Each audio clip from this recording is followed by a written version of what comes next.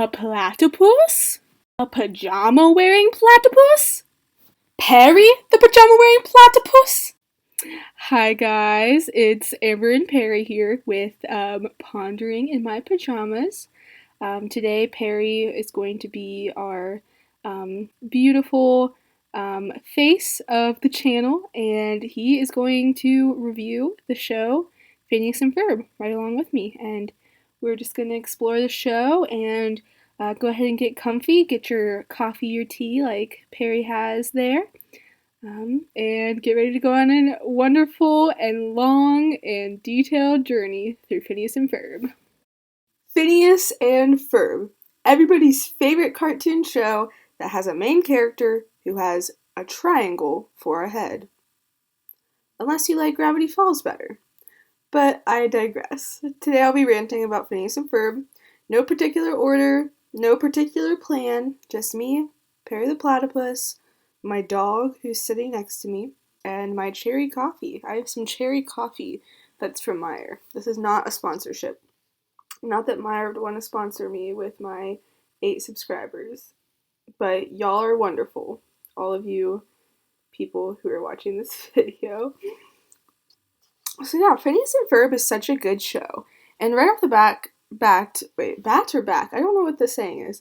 Right off the whatever, I want to talk about what makes Phineas and Ferb really, really good. And I would say the top 2 things that make it really good are the writing and just the wholesome nature of the show. So I'll talk about the wholesome nature first. So I really don't like shows that have a lot of conflict, that they deal a lot with really high stakes. That can just stress me out. I think there's a certain time for those, but to just sit down on a Tuesday evening to relax and watch a show on Disney Plus or Netflix, I really prefer a show that is very low stakes and that I don't have to be stressed out about. And Phineas and Ferb offers that to the max. And without it feeling meaningless. I think there's a lot of shows that are like more geared towards even smaller kids than Phineas and Ferb is, that like, you would watch and be like, this is not great. But Phineas and Ferb really delivers on being wholesome, not having a whole lot of conflict, but being really good and almost mature at times because of how good the writing is. And when I say mature, I don't mean like bad or inappropriate. I just mean like witty enough for like adults to appreciate. And so yeah, and I think it's wholesome because I think the biggest reason it's wholesome is Phineas and Ferb. Their relationship is just solid. It doesn't thrive on conflict between the 2 brothers as so many shows do. And I think we're finding that that's the best way to go about sibling relationships, honestly. Because Gravity Falls really thrives on that as well, with Mabel and Dipper never really having conflict that withstands a long period of time. Like, I think it's more enjoyable to watch a pair of siblings that really do appreciate and love each other more so. And, like, I know siblings that fight a lot still love each other. I mean, I guess you do see that through Candace. I mean, she really does not get along with her brothers as well, but she still loves them. But sometimes it's just really refreshing to have that relationship that is really solid. I don't think Phineas and Ferb ever fight. They never fight. Ferb doesn't talk, but they've never had conflict between the 2 of them. And I think that gives the show a really nice backbone. And all the adventures with Phineas and Ferb and their friends is always just really fun.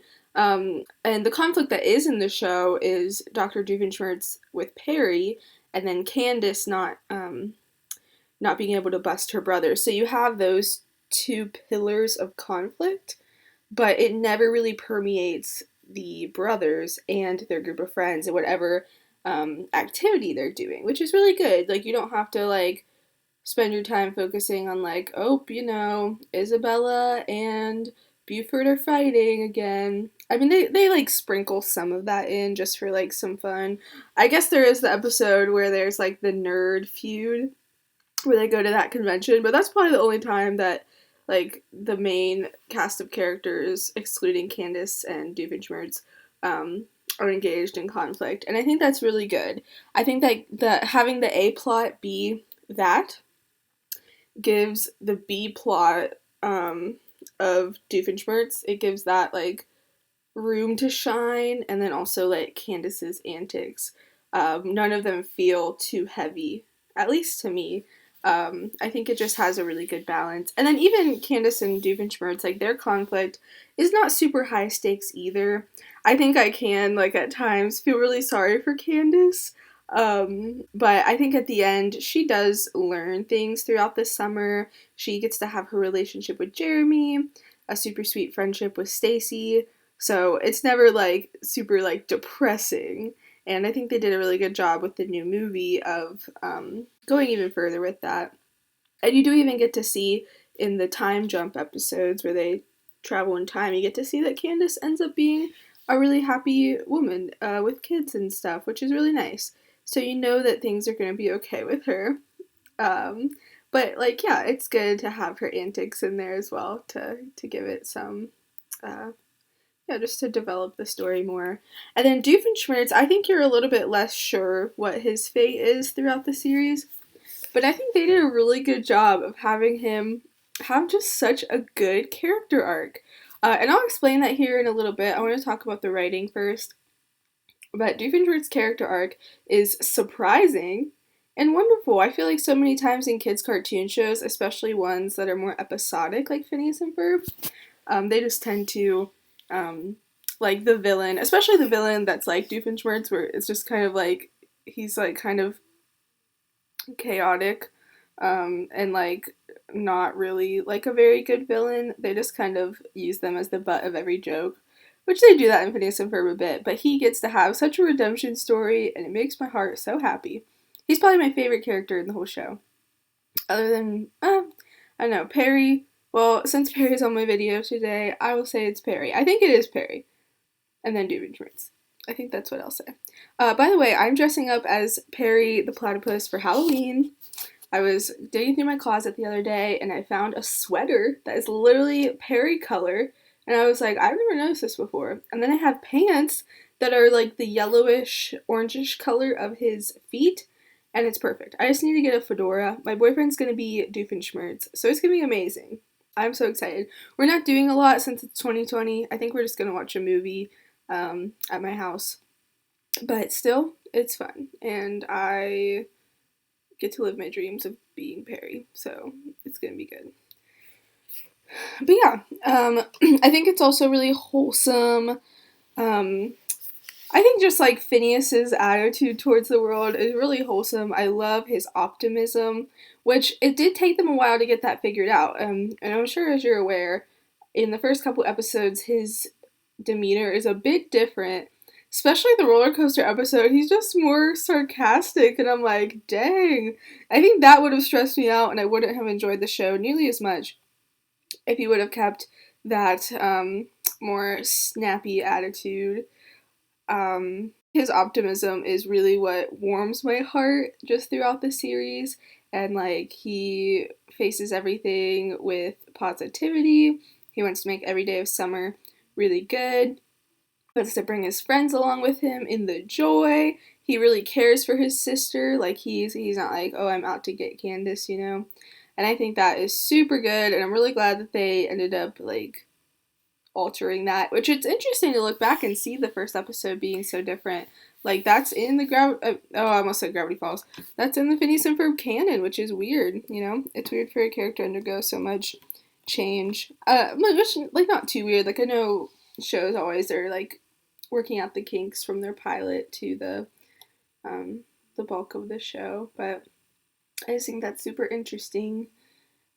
Yeah, so I'm going to talk about the writing now, and then I'll talk about Doofenshmirtz. But the writing, oh my goodness. The writing is so good. Oh my goodness, it's so good. And they just do so many random things, but not to the point where the randomness is, like, cringeworthy. Like, it's just random, but in such a beautiful way. And I think the jokes, the humor throughout Phineas and Ferb is so on point. It's like, it is so good. It's probably like my favorite sense of humor in any show ever. Like Phineas and Ferb is hands down funnier than any live action show I've ever seen in my life. So if y'all are good fans of Friends or The Office, I respect you, but I would debate with anybody that Phineas and Ferb is better written and more hilarious.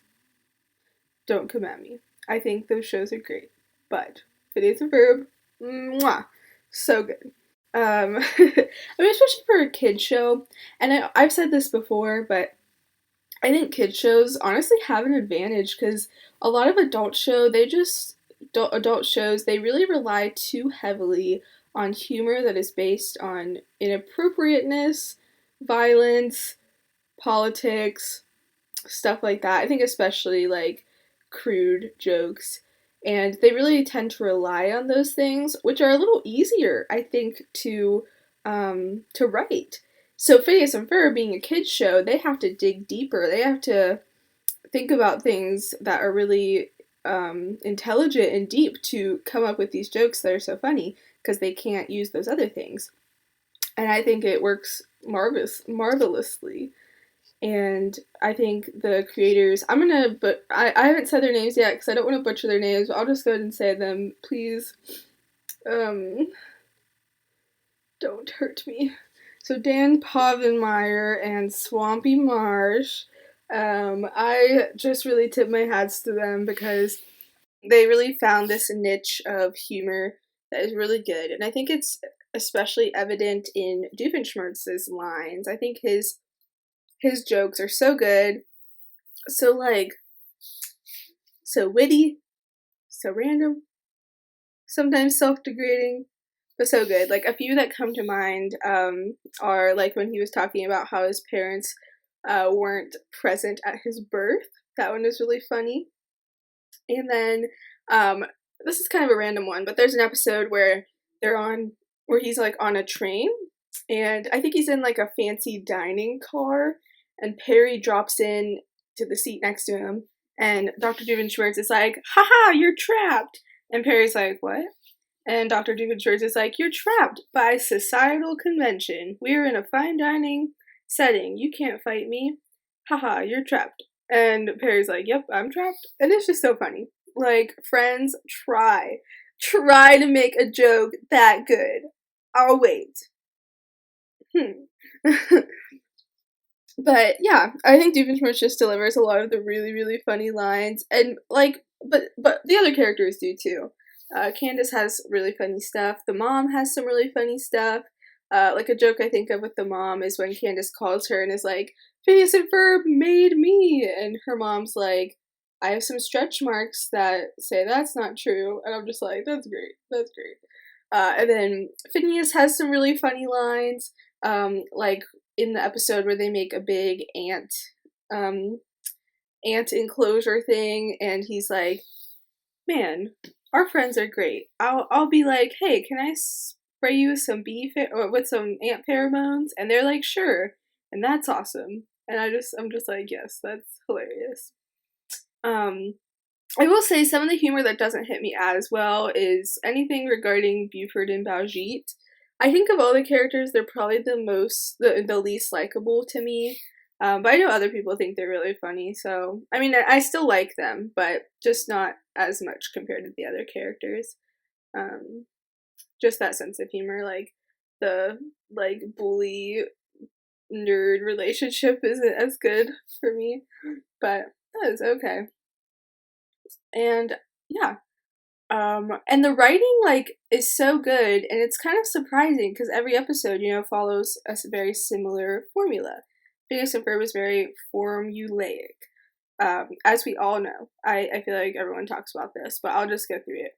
So yeah, every episode follows the basic formula where Phineas and Ferb are creating some invention, doing some awesome thing on a day of summer. Candace is trying to bust them to their mom. She's trying to catch them.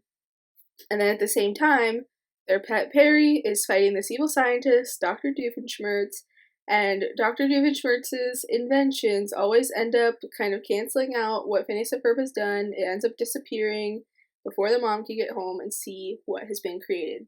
So every episode follows this formula, which would make you think that the show would get really boring or tedious or frustrating, but it never does. It never does because the writing is so good that they take this really simple And it's not really simple, you know, like a scientist is fighting a platypus. Like, that is not simple at all.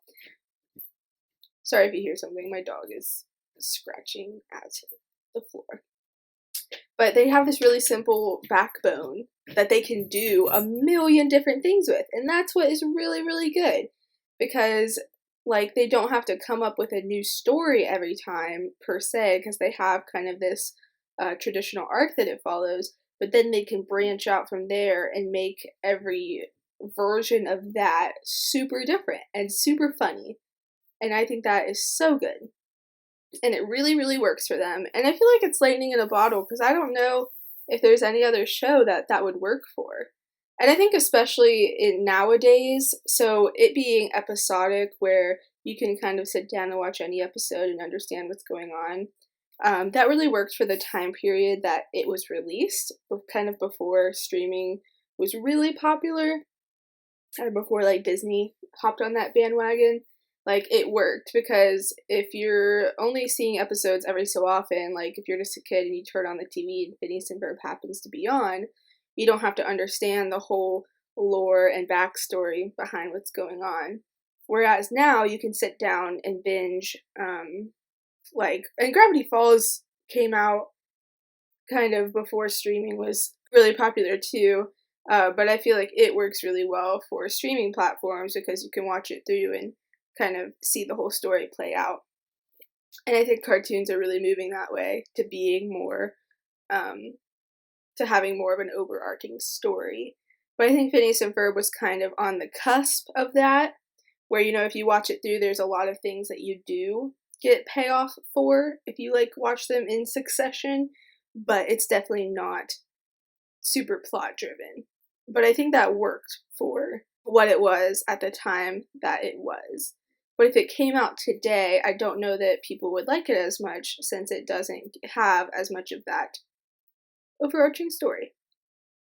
But there are so many things that when you do watch it all the way through, that you pick up on, you're like, wow, look at that Easter egg, look at that Easter egg, wow, look how this character's changing, you know, just different stuff like that, which is really good. So you do get that payoff as well. Yeah, I will say, the first time I watched Phineas and Ferb, I think I binged it all in a summer, and it was really good, and I really enjoyed watching it that way. So I watched it all the way through that way, and then I'm watching it again right now, actually, and I'm kind of just jumping around to different episodes, which has been just as good. So that's really cool. And it was really interesting that I decided to watch it this year, because then the new movie came out, and it kind of just felt like a natural progression. Like, I was like, yeah, I'm watching Phineas and Ferb right now, a movie's coming out, it's great, like, here we go. So that was super interesting. But yeah, and I'll talk more about the movie later. I'll talk about my thoughts on it. I like it. Yeah. I feel like I need to say more about the writing, because it's just so immaculate. But, oh yeah, so something else about the writing is that there's a original song in every episode, which is so fun. And they're all so good. Total bops. I will say a couple of my favorites are Squirrels in My Pants, obviously. I think my favorite, actually, of all of them is There's a Platypus Controlling Me. There's a really, really funny remix on YouTube. Please look it up. It's Platypus Controlling Me mixed with My Shot from Hamilton, and it is perfect. It literally works so good, and it's so funny. And I think that's just my favorite song, because it's so good. And I like Swinter. Swinter's really good. That's kind of a classic, you know. Oh, I really like Ain't Got Rhythm from the Love Handle episode. And I'm sure I'm missing some of the really good ones, and you guys are going to be like, what about this one? Please tell me, because I love all Phineas and Ferb songs. And I say that as if I have like 20 million followers. Like, please tell me in the comment section what you think. That's funny. If you're still watching this, though, you are a real one. I will give you a baked pie, like Phineas and Ferb's mom. Yeah. I'm trying to think if I have anything else to say about the writing. I probably could talk about it I could write like 5 soliloquies on it. But I will move on to Dr. D. Arguably one of the best characters in the show. And I will say, I think something else that really works for the show is that every character is likable. Like, there's no character that you're like, oh, I hope this happens to them, or like, oh, I don't want them to be here. Like, I think every character really offers a lot of either humor or just they have like a good personality. And I think, yeah, none of them feel like they drain the energy of the show. And like I said, personally, Baji and Buford are not my favorites. And also their neighbor, the one who really likes them, I forget what his name is, he's not my favorite either, but still good. Even the ones that I don't like as much are still really good. And obviously Doofenshmirtz is really likable because he's super cool. I will say I don't like his parents though. They're rude. They're literally abusive. Like poor Dr. D. And his abusive backstory makes me even happier about his character arc. So I'm going to talk about that now.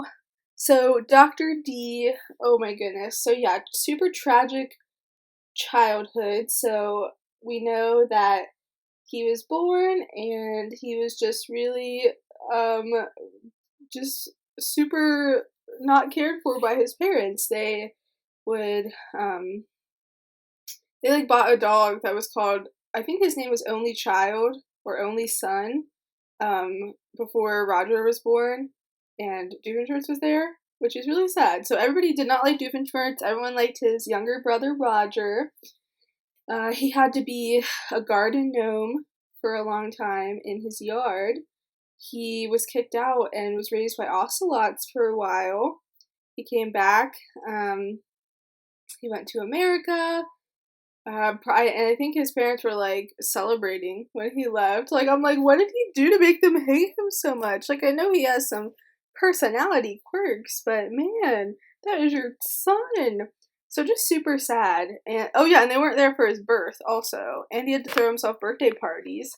And yeah, just not great. And so I think he turned out pretty good, given all of those factors. Like abuse is really serious and can impact someone for their whole life. And so, I mean, I guess that's probably the least wholesome thing in the show is just Doofenshmirtz's really tragic backstory. And they often use it as a joke, which I think is good and okay. But also, if you think about it, you're like, dang, my guy, I'm sorry that you had to endure all of that. But yeah, so he came to America and became an evil scientist, as you would if you had such a tragic backstory, you know? Like, I get it. I totally get it. He dated Phineas and Ferb's mom, which is super interesting, and I really like the theories that talk about. Sorry, I sneezed. I had to edit it out because it was really loud. I really like the theories that talk about Phineas's dad being Doofenshmirtz. I don't know if it has a whole lot of ground since it would also have to be Candace's dad, but I think it's great. I think it makes sense. But yeah, so, you know, and he has this secret agent, Perry, assigned to him to fight him and make sure he doesn't take over the tri-state area. And, you know, you see this being played out over the entire series for the most part. But something you do get to pick up on as you go along is the friendship between Doofenshmirtz and Perry. At first, you know, it's obviously just professional and, you know, antagonistic. But as you go along, you see that they do care for each other. And, you know, Perry, I think Perry really roots for Dr. D. Like, I think especially in terms of, like, Vanessa, like, you see Perry kind of helping Doofenshmirtz a lot when it comes to his daughter, which is really sweet. And I think that's probably what keys us into the fact that Dr. D can have a redemption arc, is his relationship with Vanessa. Like, nothing else has worked out in his life, but he really wants to love his daughter and do good by her. And he usually ends up doing that, even though it's by indirect means. He always, like, messes it up, but then ends up working out for good in the end. And I really appreciate that. I really appreciate how they give him, like, a human side and show us that, like, even though he had a really bad childhood and his parents didn't love him very much, he wants to love his daughter really, really well. Even though, like, he didn't get that. And even though, you know, he has other personality quirks, he wants to love his daughter. Which that just got so serious, but that's how I feel. And so I think Perry really plays off of that by helping Dr. D do that. And then, you know, we end up seeing Dr. D kind of confide in Perry about those things more and more as the series goes along. And there's a lot of times, I think, where Perry ends up saving Dr. D, and it's just really good. And so you get hints of that throughout the whole series, which is really good. Like, you get to kind of see how it progresses. And it comes to a head at the last episode when Vanessa is deciding that she wants to work for Alka. I believe is what happens. Vanessa wants to work for Alka, and she's trying to tell her dad about it, and she like doesn't want him to be evil anymore, and is like nervous to tell him about it. Or maybe she doesn't care if he's evil or not, but she doesn't want to tell him about it because she's nervous how he'll feel about it since he's evil. And so we have, in this last episode, we have this storyline playing out where it's kind of a Groundhog Day situation with Candace and Dr. D, where they keep getting to live out this day. So the first time it goes around, Dr. D completely fumbles it, and Vanessa ends up like running out and not wanting to talk to him again, and he's like trying to figure out how to make it better.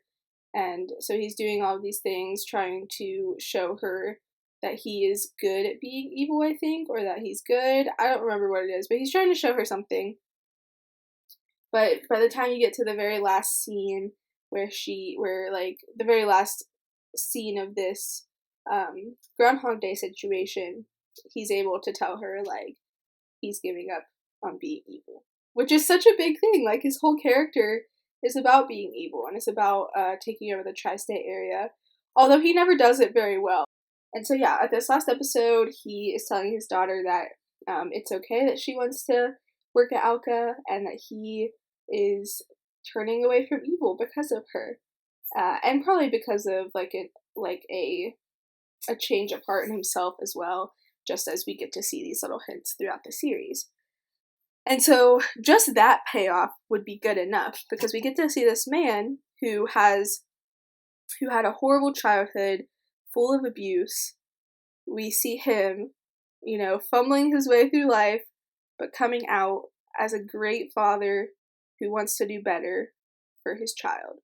That enough is a super, super good story, and it makes me so happy, especially since Dr. D is just so funny and one of my favorite characters. I'm like, they didn't even have to do that. Like, he would have been a great character without that arc, but they gave it to him because I think he deserves it.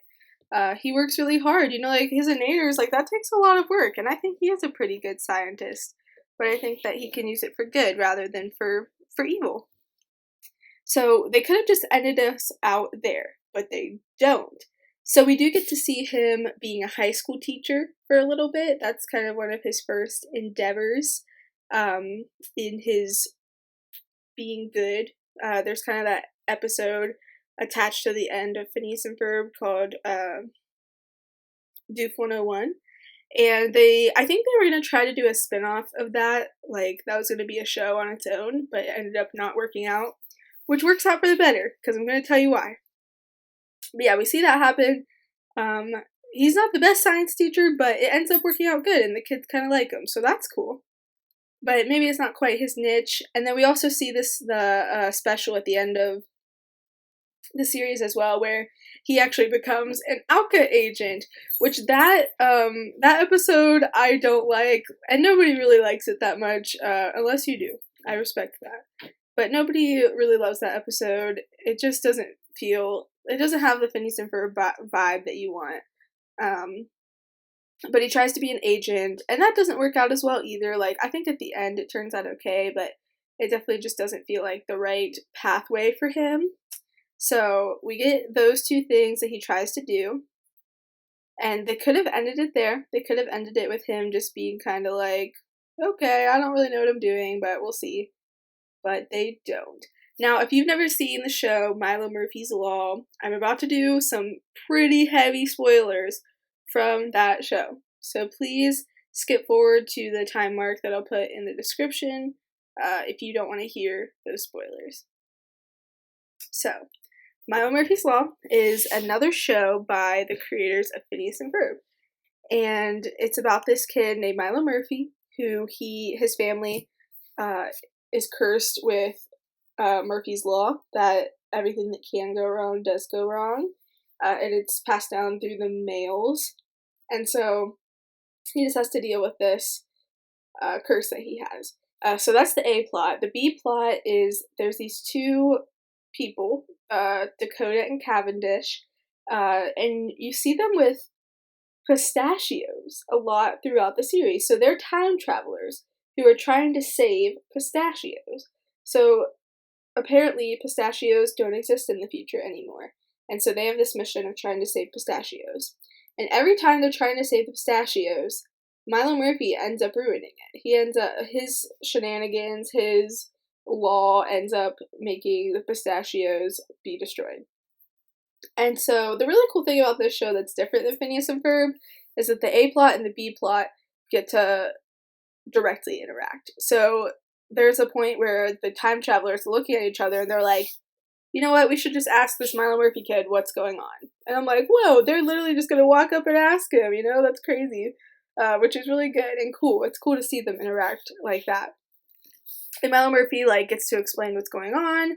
They, thought he was evil or something, but he's like, no, I just have Murphy's Law. And they're like, okay. And they're able to save a pistachio plant because now they know why they're being destroyed. And so they're able to save one. But this has catastrophic results because the pistachio ends up growing and ends up taking over the world. They're like these pistachio humanoid monsters things called pistachions. And they end up taking over the world. And Cavendish and Dakota are time travelers, but they end up getting stuck in the present. Their time traveling device ends up getting broken. And so they're trying to figure out a way to go back in time and stop this from happening. And so the time travel organization they work for was created by a man named Dr. Time. And they remember that, oh my goodness, Dr. Time was alive during this time period. And they were like, we think he even lived here. Oh, another important thing that I forgot to mention is Milo Murphy is in the same universe as Phineas and Ferb.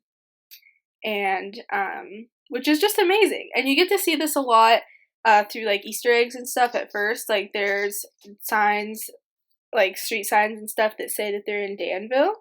And there's just, landmarks that look the same. The subway station looks the same. There's people that are wearing Perry pajamas, which is so funny. There's just, a lot of hints that they're in the same town. And, yeah, so, but you're not, it's not, completely obvious yet until this episode. I have to sneeze again.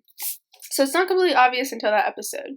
And so they're like, I think Dr. Time was alive during this time period, and I think he lived here in Danville. And they're like, okay, we're gonna go try to find him so that he can invent time travel earlier than expected. Because he's supposed to create time travel 15 years from the time that they're in, but they're like, maybe we can find him and he can figure something out now. And so they go on this journey to go to I think I said Dr. Time. I meant Professor Time. Professor Time's apartment. And they go up this elevator and they walk in and immediately they're trapped. So all these characters are in a trap. And then you hear footsteps and you hear the words, hey, you're not the pizza delivery guy. And out steps Dr. Doofenshmirtz himself. It's amazing. So Dr. Doofenshmirtz ends up being Professor Time. He invents time travel and starts this big time traveling agency that saves the world by sending time travelers to different catastrophic times and events to make things right, which is so cool. And in the episode, he ends up making a makeshift time machine, but he doesn't become Professor Time quite yet. But there is a scene where they're at the end of their rope. They're all we don't know what to do. We don't know what's going to happen. And Dr. Doofenshmirtz is I just have to remember in the future when I make the time machine to come back here and make it right. And then immediately a future Dr. Doofenshmirtz comes in this time machine in his Professor Time garb and he saves the day. It's so cool. It's so cool. My jaw dropped so far. I was like, this is the most amazing thing I've ever seen in my life. Like, it's a crossover of my favorite shows, and then they give this character who's amazing, they give him such a good redemption story. Like, not only does he, like, become not evil anymore, he, like, fulfills this really important and meaningful and powerful destiny that ends up impacting so many lives for good. And I just can't help but think about how proud Vanessa is of him, and that just, oh, I could cry.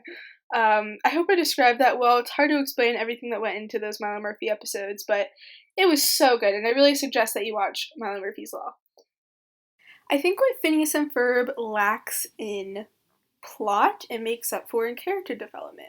So, like I just described, Doofenshmirtz gets this wonderful story, and then also Candace gets to just experience so many things and transform throughout the series. We see her, and obviously she follows the same kind of shenanigans daily, but she truly does transform throughout. And we get to see the end of that in the last episode, and then also the movie. And yeah, so Candace is just really upset, really wanting to bust her brothers, is never able to. And although she continues to want to do that throughout the series, she does learn along the way, kind of, she learns to appreciate her brothers more. She gets to have fun with them in the stuff that they're doing. She gets to see what the consequence would be if she did bust them. So she does get to learn a lot, and it does fully set in the last episode and in the movie. So throughout the series, though, we get episodes like the one that I think we all remember, and it's just really good, where Phineas and Ferb do finally get busted, and they get sent to that reform school, and Candace ends up really regretting busting her brothers. She's like, oh my goodness, this was such a mistake, and ends up being a dream in the end. But it's still just really good, and she kind of learns that maybe busting them wouldn't be the best thing. Of course, she does continue wanting to bust them, but that's okay. And then it's not all doom and gloom for her, even though she might feel that way. Something I really like getting to see throughout the series is getting to see her experience really fun and wonderful things through her brother's inventions as well.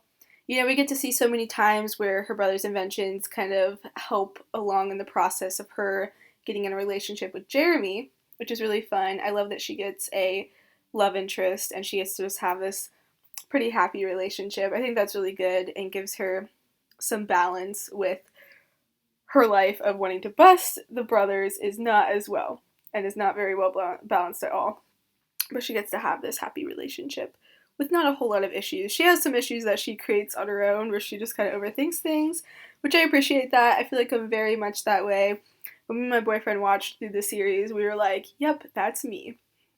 So that's great. But, yeah, so I really like to get to see her enjoying those things, like when she gets to sing with them in the episode about aglets, she gets her little 5 minutes of fame. She gets to, like, walk on a runway, which I don't know how that one turned out, but she got to do that. She just gets to have some fun with them. She gets to, like, in that one episode where her and Stacy are, like, fighting something in tree houses. I don't remember exactly what happens, but yeah, she just gets to do so many fun things that she wouldn't have gotten to do otherwise. And of course, she doesn't really focus on doing fun things throughout her summer. She kind of just focuses on busting her brothers, but I'm glad that along the way she gets to have at least a little bit of that, Like, I am sad for her that, like, she kind of just gets in her own way of, like, having an enjoyable time. But I do think we get to see a good redemption of that as well, because she gets to have fun along the way. She has a really good relationship with her boyfriend. Her friendship with Stacy is kind of off and on, just based on her obsession with her brothers, which I like that. I like that Stacy kind of brings her down to earth and is like, hey, I'm upset that you're putting so much focus on this. I think that's cool. But of course, Stacy is, like, always there for her and loves her regardless. So I'm really glad she gets to have that. And then, so in the last episode, she ends up coming to peace with her brothers. So, like I talked about with Doofenshmirtz, they're in this Groundhog Day situation, and Candace learns just to appreciate her brothers and to appreciate all the fun times that they had. Because like they nearly disappear. They do disappear in this episode. They're like out of the universe, and she doesn't like it without them, you know? And then at the end of the episode, we see her sitting with Phineas and Ferb and all of the friends, reminiscing and talking about what an awesome summer it's been. So even though she did miss out on a lot because of getting in her own way, she still got to do a lot, which is great. So we get to see that in the last episode, and then they really expand on it in the movie. Personally, I don't know that the movie was necessary. I think that last episode gave us, like, the closure we needed about it, but we do get to see a little bit more into her inner feelings about it, which it's hard to place the movie in the canon of Phineas and Ferb, because if it came, it does come before the last day of summer that's featured in the last episode. So if she already experienced this, like, big emotional revelation that, like, her brothers do care about her and she doesn't need to bust them, but then she also has to have the last episode to, like, confirm that. Like, I can kind of see that, but it doesn't fit in perfectly, and people have, like, theorized that maybe at the end of the episode they all get their memories wiped again, because, like, maybe they saw Perry too much or something. Like, it fits enough where, like, that wouldn't need to happen, but it's just a little bit weird to be placed in the middle of summer where we get to see the payoff of her finally coming to terms with her brothers in the last episode, but the movie would have to come before that because it's the last day of summer. So I don't know. But I did like the movie. I don't know that it added, like, a whole lot to the series, but I am so, so grateful that we got to have Phineas and Ferb content in 2020.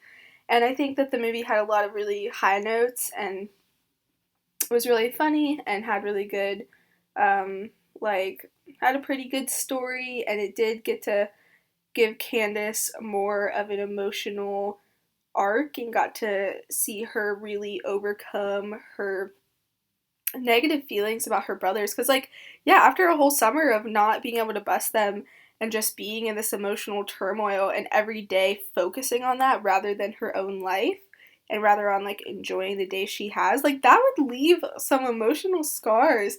Like, that would be really hard. And so I am glad she gets to come to terms with that even more so in the movie, because, you know, like, I don't want to see her, like, still being sad, you know, like, it gives her more of a peace about her relationship with her brothers and makes her feel closer to them. So I think it could have just been done in the last episode, but I'm grateful for it being done more because, you know, I want the best for Candace, and I think she really does end the summer with a lot of good memories and a lot of good relationships with her boyfriend and with her friends and with the brothers. So I think she gets a really good arc. And like I said before, we kind of zoom to the future and we see that she is a happy adult and she has these wonderful children. So, like with Doofenshmirtz, none of her pain is just for nothing, you know? I think sometimes cartoons, like, really inflict so much pain on certain characters and there's never a payoff and they never succeed. And they could have done that. It still would have been a wonderful show if they didn't round out Doofenshmirtz and Candace with good endings. But they gave us that, and I am grateful for it, and I think it just adds such a wonderful element to the show that didn't need to be there, but I'm so grateful it did. And I think thinking about the future for the characters as well, I think about, like, the relationships. I think Isabella and Phineas's relationship is really sweet, and I'm glad that they end up together. I think that is something throughout the series that you're like, oh, come on, Phineas, just realize that she likes you. That's another thing that I'm like, oh, come on. Like, maybe that's another layer of conflict, but not too much. But it's good that they end up together. But I will say that last episode where they do end up together, like, is good. But I feel like it was a little awkward. Like, I think just because the character designs look so different and stuff, and I think, like, since they kissed, like, I mean, I get why they would kiss, because it's, like, supposed to be romantic, but their kiss just looked so weird and geometrically impossible. I feel like I would have preferred it if they would have gotten together in the last episode, when they were, like, kids. I think that would have been better for me, like, if there was, like, a little nod to it at the end of the episode, or, like, maybe they had a conversation, or maybe they kissed or hugged or held hands or something. I think holding hands would have been good. Like, so I think if it were me, which I am not as wonderful as these writers, so I understand that. I think it was really good how they did it. But if it were me, I think in that last scene of the last episode where they're all sitting in a circle reminiscing about the summer, I think I would have had Isabella and Phineas sitting next to each other, and Phineas reach over and grab Isabella's hand and like smile at her, and her like blush and smile at him. I think that would have been a better like ending to that than me. I think the time jump episode just felt a little bit too much outside of the Phineas and Ferb universe that we know, but it is still really cool to see them older. So I like that that episode exists because it's just really fun and cool to see. So I'm not even really sure how I feel about it, but those are my thoughts. I think one of the things that I love the most about the series too is that Ferb and Vanessa end up together. Like, what? That's crazy. Ferb is living out Dipper's every dream, you know? And Ferb's got some game. Like, I feel like, he's got that British accent. He's just kind of cool and chill. I feel like he's pretty mature. Which is a little bit weird that they end up together, because, like, he's graduating from high school, so he would have been, like, 17 or 18, and she would have been, like, older than that. So that's a little weird. That's a little weird. But we're going to say that he was at least 18. Maybe he's a little older. Maybe he's older than Phineas. I'm not sure. I think they're the same age, but that's something to think about. Maybe he's a little older. But anyway, without the weirdness, I don't think there's a whole lot of weirdness there. Like, that's not their intention. I do think that Ferb and Vanessa are a good pair, and I appreciate that they're together. I feel like they work together, and it's cute to see like Ferb's crush on her throughout the series too, and to see like that he's cool and like, yeah, I just think that's a cool aspect of Ferb, and like you really end up loving this character who barely even talks at all. Like, I love Ferb, and I think he's one of my favorite characters as well. Even though he like barely talks, but when he does talk, it's like nuggets of wisdom. So that's pretty cool. We're almost done with our time here. This went really fast. It probably didn't go fast for you. I feel like when I'm watching a video on YouTube, if it's any longer than like 4 minutes, I'm like, ugh. So if you stuck through it this long, I applaud you, and I thank you so much for watching this. Yeah, so other things to say about Phineas and Ferb. I really like the world building. I think that's something I just really like about any animated show. I like to see how they build their world.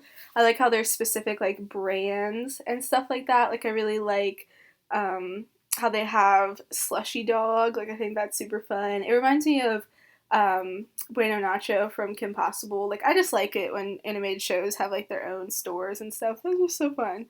So I like that, and I like Ducky Momo. That's so fun. I love that Candace loves Ducky Momo. It's so funny.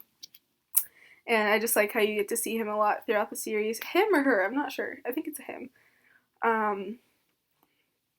Yeah, just different stuff like that. I like how Love Handle is in a lot of scenes. Like, I like how there's a band like them.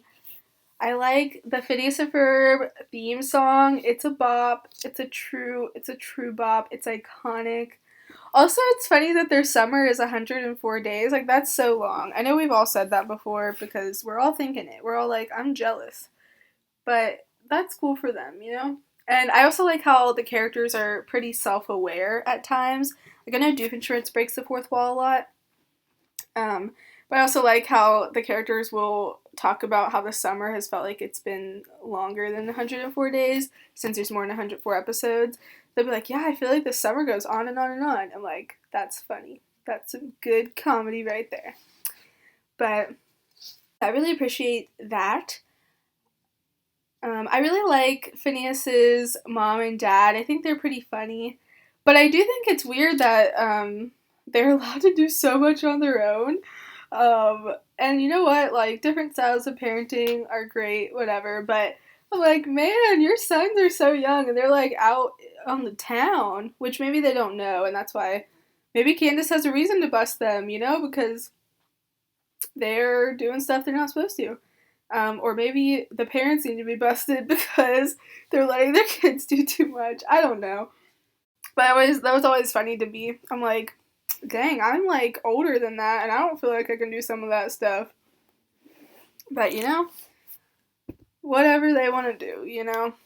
I mean, I think their mom thinks that they're in the yard the whole day. And Phineas and Ferb, I don't think they're intentionally breaking the rules or anything. So that kind of just adds to the whole charade of it. It's like, Linda, your sons are literally across town, going into this place and that place, walking around. I'm like, man, I kind of feel for Candace, you know? Like, I kind of agree. But anyway, and I think something I didn't like about the series actually is that the dad knew a little bit more about their inventions. I kind of wish that he was more like the mom, like he never saw anything. But there's a few episodes where he did see things, like when they flew on the magic carpet with him during that show that he really liked. And I don't know if maybe he thought it was just special effects or something, but I mean, there's not a whole lot of ways you can think of, like, you're literally on a magic carpet, so I don't think he really would have thought it was just special effects, but maybe. But I think I would have liked it a little bit more if he was completely clueless. I think that just takes away from the believability a little bit. Which I should not be talking about believability. I mean, literally, it's a platypus fighting crime, so, you know, it's okay. I really like just so many gags throughout the show, like how Phineas and Ferb wear the same clothes every day, and then they launch that fashion line that's like their outfits. Like, that's just funny. I like that. And Phineas and Ferb just has its own tone that, like, really doesn't match any other show. Like, it's just so good. It's so good. It's so wholesome, but still so funny and clever. Like, there's no, like, darkness to it, which I really like. Like, it's all pretty good. I really like the Alka agency. I think that's so fun that there's, like, all these animal secret agents. Like, I don't know where they came up with that, you know? Like, that's so creative, and how they're, like, fighting evil. Um, like, yeah, how did Alka even start? And are these pets, are they, like, genetically different than other animals? Or is it just, like, are they like a regular animal? Like, how did they get enlisted, you know? Those are some shower thoughts right there. But yeah, we're coming really close to the end of our time. So sad. Um, I wanted to talk about some of my favorite inventions that Phineas and Ferb made, because, like, that's a super fun part of the show, too. Like, you know, since the show follows this simple formula, like, they had to come up with so many different inventions. So fun. I think my favorite ones, and this one kind of, like, people don't think of it because they usually just think about the Swinter episode. I like the Fall episode where they make a giant leaf pile and they have, like, gourd helmets and stuff. I just love fall so much, so that one was really fun, and I just finished watching it, so it's on my brain. I like how they go back in time to, like, the first day of summer. Like, they go back in time to the roller coaster scene. And then I like how they do Roller Coaster the musical. Like, that was just really fun that they, like, did so much with that first episode concept. Um, I really like, man, I'm trying to think of their other inventions. I mean, they're all just so fun, and, like, I want to do them. Like, I'm so jealous. Like, as a child, I would care so much about making the most of my summer. Like, I would get stressed out. Like, I would make a list in my head of, like, completely arbitrary things, but I'd be like, from 4 to 5, I'm going to read a book. From 5 to 7, I'm going to play outside. Like, I was very meticulous about it. So Phineas and Ferb were living my dream because every day of their summer is just so good. I really liked the episodes that were, uh, like they had to walk through something. Like, those were just really immersive. Like the spa episode, that one looks so fun. I would love to be at their spa. Like, they have all the different treatments. It's just, and then, like, the car wash episode is kind of similar. Like, they just go through, like, the different rooms of the car wash. One episode that sticks out to me that was a little bit scary was when they made a tower called, like, it was like an escape tower where they had to solve puzzles to get out, and it became self-aware, and, like, it became really hard for them to get out. Like, that one was a little bit darker, but it was really fun. Like, I thought that was a cool idea. And I liked the episodes where they would become, like, sensations in some way. Like I said, I liked the fashion episode where they had the endless summer line. I liked And I said it wrong earlier. It wasn't, Candace didn't get her 15 minutes of fame with the Aglet song, I don't think. I think she decided it was too stupid to sing about. She got her 15 minutes of fame with Gitchy Gitchy Goo. And I think both of those episodes are really fun. I think I just like the mall setting where they're like putting on a show. It's just fun. And I like when they like put up a whole event in their whole neighborhood where like thousands of people come and their mom is like, I do not see this. I'm ignoring this. It's just so funny. Oh, I also like when Phineas and Ferb make a fancy restaurant. It's called like Le Platypus or something like that. And Candace and Jeremy are struggling to get reservations there. I liked the fancy restaurant scenery as well. I'm sure I'm forgetting some really important and fun ones, but I mean every invention they do is fun, and I like that the creators had to come up with so many different things, and there is a bit of variation to the formula, especially as you get further along. Like the season finales are always really good. Like they have um, Summer Belongs to You. They have like the Second Dimension. I know that's kind of like a movie on its own, but just they have like specials strewn in there, which are really good and refreshing and fun. They have like the Marvel and like they have the Marvel crossover, which is like the most ambitious crossover of all time. I will say I think Phineas usually has a more abrasive attitude in these specials, and I think maybe they're just trying to develop him more emotionally since they have more time to do that since it's longer. But I don't like it. Like in the Marvel one, he yells at Candace so much, and I'm like, oh my goodness. And then in, I think it's the Second Dimension one, he yells at Perry, and I'm like, I don't like it when you yell, Dorito Head. Um, but yeah, so they have some ones that kind of spice things up, and even throughout the regular series, they do where they'll do one that's like in a different time period, or they'll focus on a different character. Or like there's one where they create this thing all in the dark because there's a power outage, and all you can see is their eyeballs the whole time, which I think is fun. Like that's cool, and easy to animate. I've heard that, so that's good for them. Good for them, you know. Um, and I also just think of like random things that happen in the show, just like random townspeople saying things that are funny. Like the rabbit boy with his blender. Like every time I see the silhouette of Phineas and Ferb, I think of them. Just so many different things that are really fun.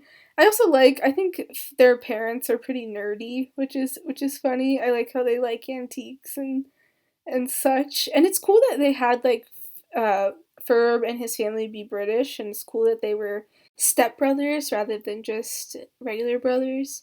Just a fun little detail in there. And then it gives you the question of who is Phineas's dad and Candace's dad, and who is Ferb's mom. Which they never answer that, but it is fun to theorize about. And there's just so many good things in this show. I think my favorite gag of all, though, my favorite gag is when Doofenshmirtz like refers to the people that sing his theme song. Like there's been times where like they'll be like Doofenshmirtz, you incorporated, and he's like, I don't know where that's coming from. Or they're like in a recording studio recording it. They just do so many gags with that, and I love it. I like am like, yes, that was peak comedy. And then also he'll like talk to the dancers that are in his musical numbers, and like the one lady is like, all right, is this over? I gotta pick my kid up from daycare. And I'm just like, that's hilarious. You didn't even need that, but you put it in, and it's funny.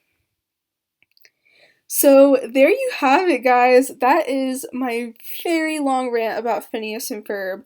Looking forward as to what the future is with Phineas and Ferb, I'm really excited since we just got the new Disney Plus movie. I really hope we get more content, and I would love to see something that is, like I said, just something completely new with this series, like maybe like a time jump or during the school year or something. I think that would be really cool, but I'll be thankful for whatever I can get. As far as other things that the creators are working on, I don't know what they're doing with Milo Murphy's Law. I don't know if they're going to continue making it or not. I don't think there's been like an official statement about that. I do know that Dan Povenmire, he actually released, or Disney on YouTube released a video about it today, about his new show, Hamster and Gretel, which looks intriguing. So maybe I'll make a video about that at some point. But I hope you guys have enjoyed this episode of Pondering in My Pajamas. It's been really fun for me. I hope it's been relaxing and entertaining for you. Me and Perry are gonna miss you, and we hope you have a great rest of your day. Make the most of it, just like Phineas and Ferb would.